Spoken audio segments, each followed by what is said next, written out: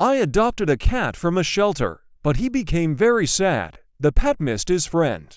Theo the cat spent 3 years in the shelter.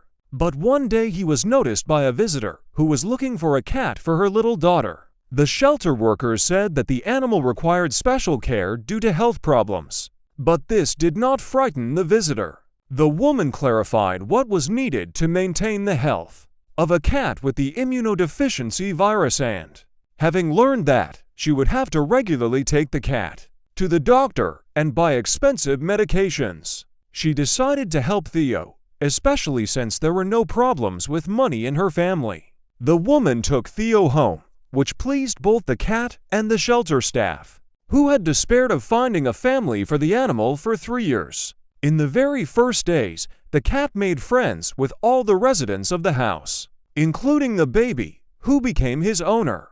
The cat followed the girl like a shadow. He loved to play with her. But despite the joy of finding a home, Theo sometimes became sad, as if something was oppressing him.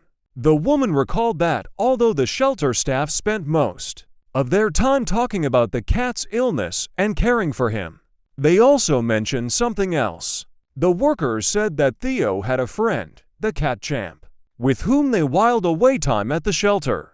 Theo became sad more and more often, and the attacks of melancholy lasted longer and longer. This seriously frightened the animal's owners. A few weeks later, the woman called the shelter, and it turned out that not only Theo was sad, Champ was also very depressed and even refused to eat. Having learned that both cats were very sad, people realized that they should not have been separated. That same day, the woman went to the shelter and returned home with Champ. The meeting of friends was emotional both for them and for the audience. Having found each other again, the cats became cheerful and cheerful.